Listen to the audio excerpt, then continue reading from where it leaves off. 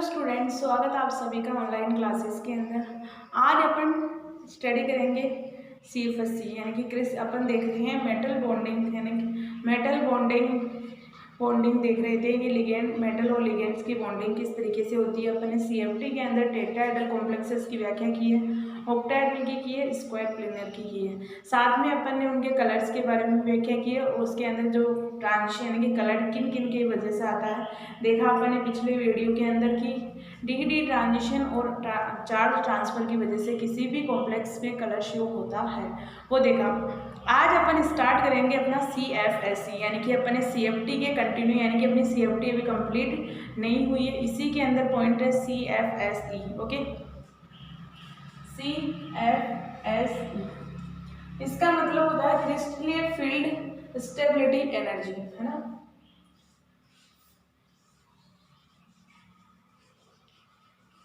Crystal field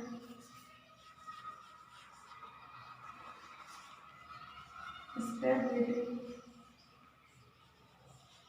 energy. Crystal field यानी क्रिस्टलीय क्षेत्रीय स्थायीकरण ऊर्जा। ओके, वो एनर्जी अपन देखेंगे कि अपन ऑक्टाहेड्रल की किस तरीके से निकालें और टेट्राहेड्रल की एनर्जी किस तरीके से निकाली जाती है। आज कुछ फॉर्मूला बेस्ड बातें करेंगे, कुछ यानी कि कैलकुलेशन वाला पार्ट है कुल मिला के। ओके, अपन ने जब ऑक्टाहेड्रल कॉम्प्लेक्स की स्प्लिटिंग करवाई थी तो अपन ने करवाया कि 3 आपके पास ऑर्बिटल इस तरीके से रहते हैं और 2 ऊपर रहते हैं। आपने ऐसे ही किया था, यानी कि आपने जो DXY, DYZ, DXZ, ओके, और यहाँ क्या था आपने DZ², D अक्ष स्क्वायर और Y स्क्वायर था। उसमें अपन ने देखा था कि ये क्या था आपका बेरी सेंटर था, है ना। बेरी सेंटर से अपन ने यहाँ तक का डिस्टेंस देखा था, इसे कहा था कि डेल नोड यानी कि डेल ऑक्टाहेड्रल के लिए O यूज किया था। तो इसके अंदर जो एनर्जी गैप था वो 10 dQ का होता। ओके, लेकिन जब बेरी सेंटर से अपन देखते हैं यहाँ से यहाँ तक का गैप देखते हैं तो ऑक्टाहेड्रल के केस में होता है। देख रहे थे कि अष्टफल की जब कॉम्प्लेक्स की स्प्लिटिंग करवाई जाती है तो इसके अंदर 3 नीचे 2 ऊपर, इसके अंदर एनर्जी गैप देख रहे थे तो 10 dQ का आता है। तो नीचे होता है -0.4, ऊपर होता है आपके +0.6। इस तरीके से अपन कर रहे थे। यहाँ आपके आता है T2G और ये होता है EG। ओके, T2G का मतलब होता है triply degenerate orbitals, triply degenerate orbitals. Okay, यानी कि ये ग्रुप थ्योरी से वर्ड लिया गया है, जिसको T2G से अपन ने क्या कहा, ट्रिपली डीजनरेट, यानी कि 3 कक्षक होंगे नीचे। और EG का मतलब होता है डबली डीजनरेट।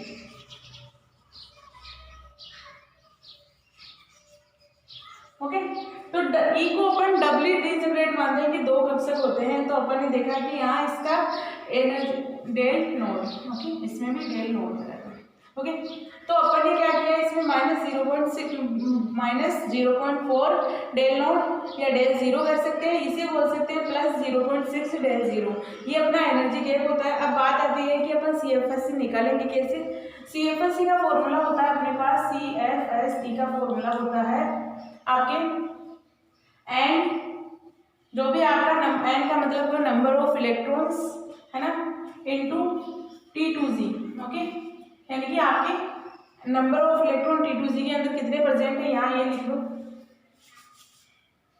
T2G इनटू -0, यहाँ सही से लिख देती हूँ, 1 मिनट। CFSE का फॉर्मूला होता है ऑक्टाहेड्रल के लिए अलग होगा और आपके टेट्राहेड्रल के लिए अलग होगा। तो CFSE ये है आपके ऑक्टाहेड्रल के लिए। ओके, तो इसमें हो गया, इसे ऐसे नहीं लिखते तो ऐसे CFSE। Okay, okay, del nought नीचे होता है CFSE। तो इसका फॉर्मूला होता है n number of electron into -0.4 plus n 0.6। Okay, plus का है 0.6, यहाँ डेल नोट लगा लो, यहाँ भी डेल नोट लगा लो।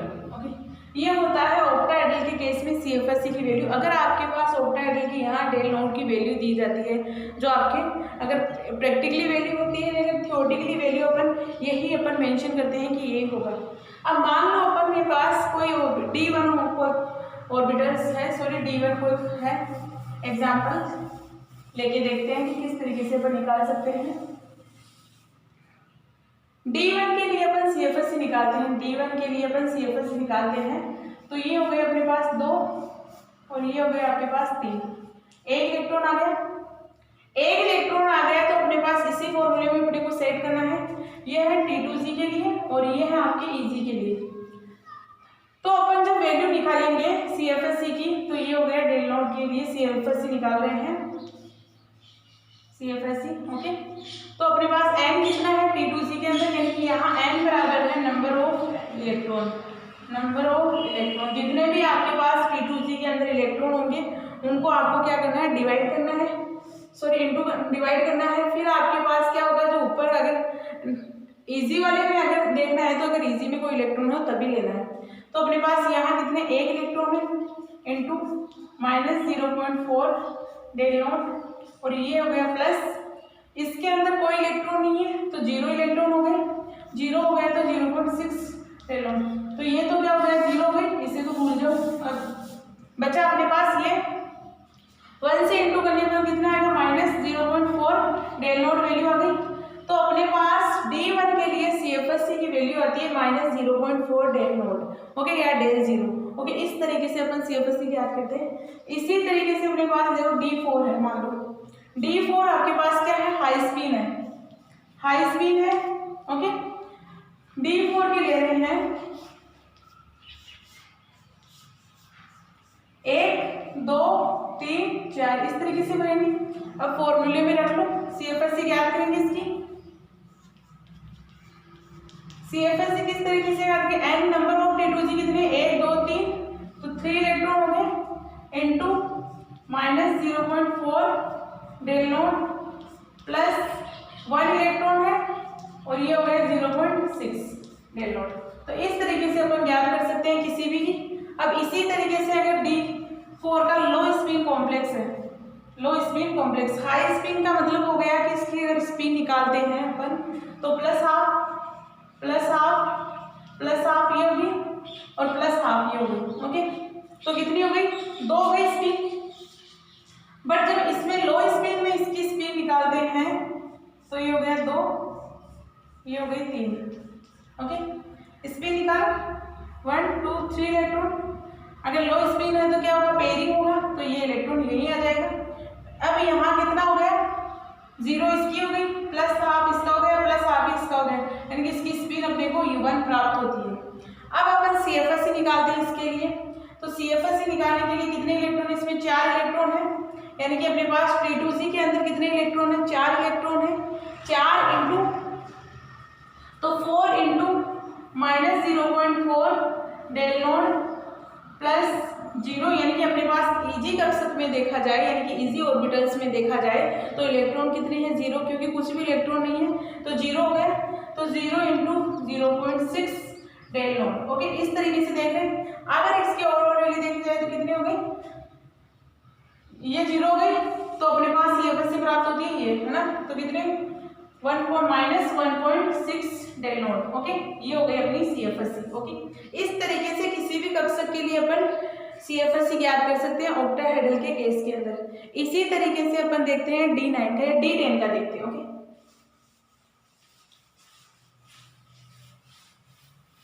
अगर D10 का देखें अपन CFSE, D10 की CFSE कितनी आएगी आपके,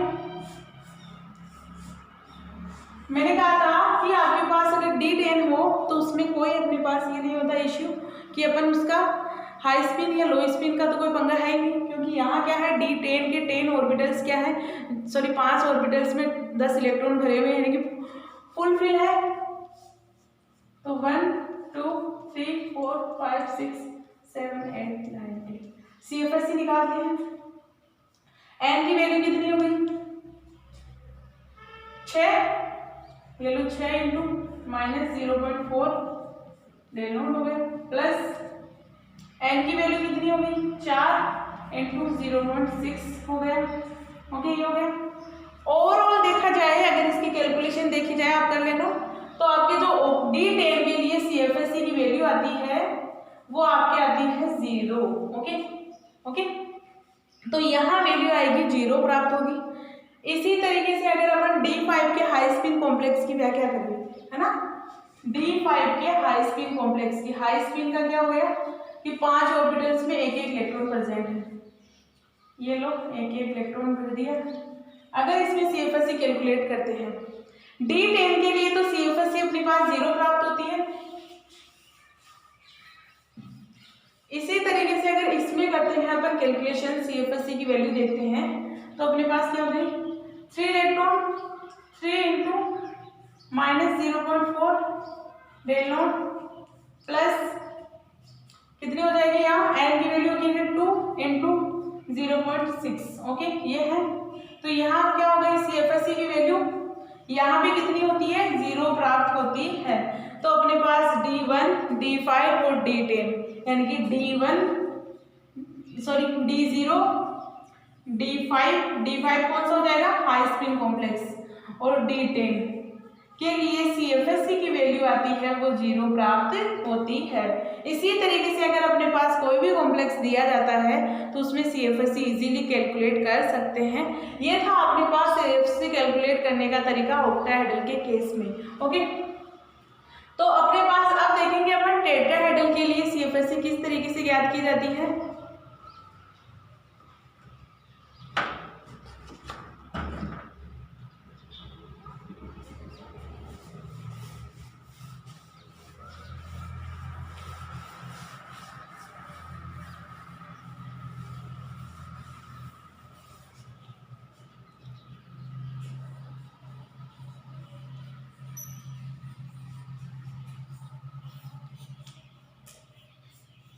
CFSE for tetrahedral complexes। Okay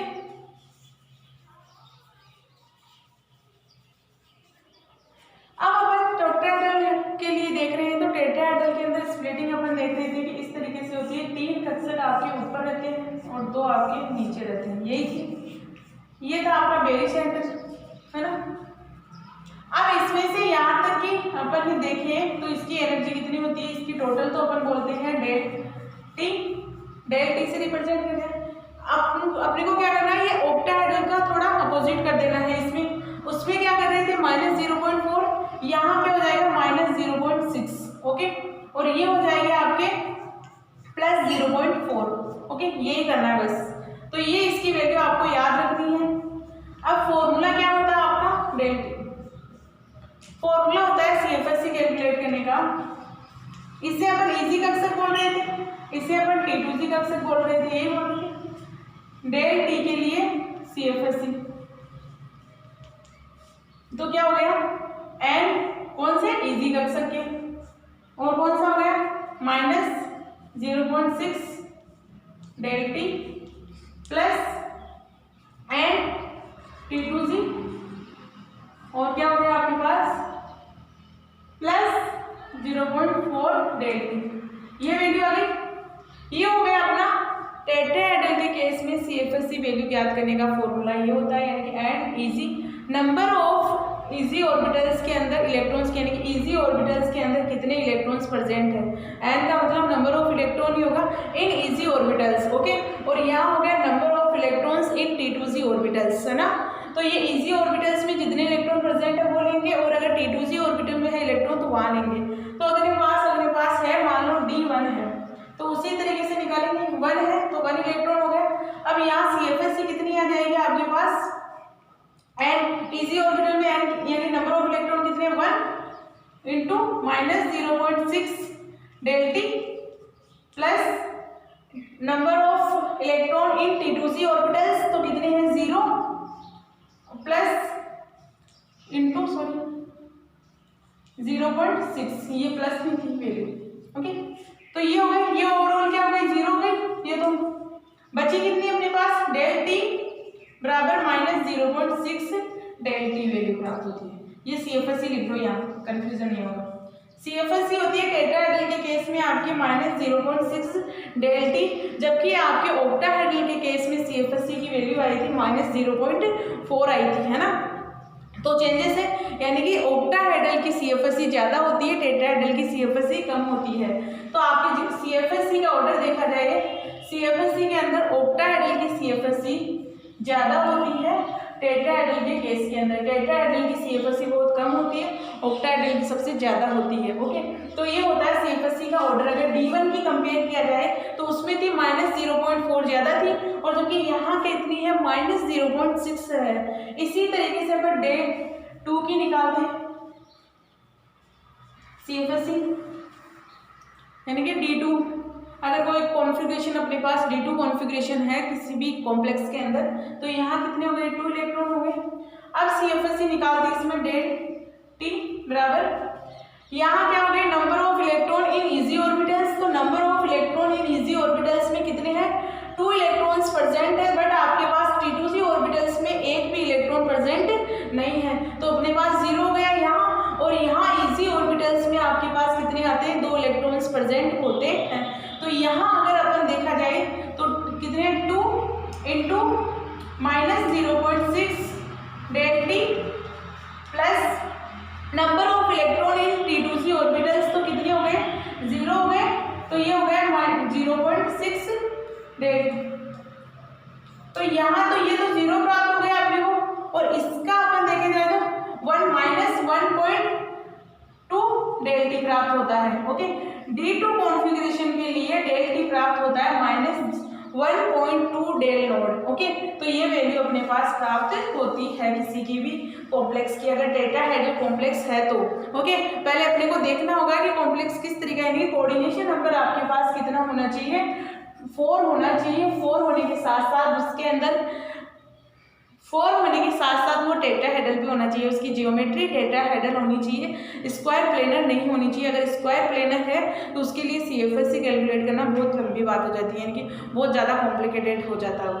तो नॉर्मली CFSC अपन निकालते हैं ओनली ऑक्टाहेड्रल के केस में निकालते हैं और टेट्राहेड्रल के केस में निकालते हैं। अगर आपके पास दिया गया है कोई कॉम्प्लेक्स ऑक्टाहेड्रल भी सॉरी स्क्वायर प्लेनर भी है, तो उसे टेट्राहेड्रल मान के ही आपको CFSC कैलकुलेट करनी होगी। तो अपने पास CFSC D2 कॉन्फ़िगरेशन के लिए ये थी। अब देखते हैं D4 के लिए। अगर D4 है आपके पास, तो 1 इलेक्ट्रॉन 2 3 4 हो गए। अब मेरे पास यहाँ क्या है, ये हाई स्पिन कॉम्प्लेक्स है। D4 का हाई स्पिन कॉम्प्लेक्स ले रहे हैं, उसके अंदर इस तरीके से। तो अपने पास CFSC किस तरीके से याद करेंगे, एंड नंबर ऑफ इलेक्ट्रॉन्स देखेंगे इजी ऑर्बिटल्स के अंदर, तो 2 इलेक्ट्रॉन प्रेजेंट है, तो 2 into -0.6 del t. Okay, plus T2C orbitals में इलेक्ट्रॉन कितने हैं 2 है, तो 2 से इंटू कर लो और 0.4 ओके डेल टी। ये हो गया। यहाँ कितना हो गया आपके पास 1.2 डेल टी माइनस का, और ये हो गया 0.8 डेल टी। तो ये कैलकुलेट कर लेना कितनी आएगी वैल्यू, वो आपकी हो जाएगी D4 के लिए CFSC की वैल्यू। ओके, अब इसी तरीके से अपन D5 का देखते हैं। ओके, D5 का देखेंगे, हाई स्पिन कॉम्प्लेक्स लेंगे। D5 में हाई स्पिन कॉम्प्लेक्स लेंगे, तो ये लो ले लिया हाई स्पिन कॉम्प्लेक्स। इसमें भी क्या होगी आपके D5 के लिए CFSC की वैल्यू होगी 0। ओके, इसी तरीके से D10 के लिए भी 0 होगी और D0 के लिए भी 0 ही होगी। अगर अपन टेट्राहेड्रल के केस के अंदर CFSC वैल्यू देखते हैं D0 D5, ये D5 कौन सा ले रहे हैं अपन हाई स्पिन कॉम्प्लेक्स, तो हाई स्पिन कॉम्प्लेक्स के अंदर D10, तो इनके अंदर जो CFSC की वैल्यू आती है वो 0 प्राप्त होती है। अब अपन ने यहाँ कौन कौन सी बातें देखी है कि CFSC की वैल्यू अपन कैलकुलेट कर रहे हैं, एक तो ऑक्टाहेड्रल के केस में, एक टेट्राहेड्रल के केस में। अपन ने देखा कि ऑक्टाहेड्रल के केस के अंदर CFSC की वैल्यू ज़्यादा आती है, जबकि आपके टेट्राहेड्रल में CFSC की वैल्यू कम आती है, अगर दोनों का कंपेयर किया जाता है तो। ओके, अब अपन देख रहे हैं कि इसके अंदर किस किस की 0 वैल्यू प्राप्त होती है। अगर ऑक्टाहेड्रल के केस में देखा जाए या टेट्राहेड्रल के केस में देखा है, दोनों के अंदर D0, D5 और D10 के अंदर CFSE की वैल्यू ऑलवेज 0 आती है, यानी कि बहुत कम आती है, 0 प्राप्त होती है। और अपने पास और अदर कॉम्प्लेक्सेस की व्याख्या की जाए तो उनके अंदर कुछ ना कुछ आपके पास CFSE की वैल्यू ज़्यादा आती है। ओके, तो ये अपना हो गया CFSE। अब देखेंगे नेक्स्ट क्लास में। ओके।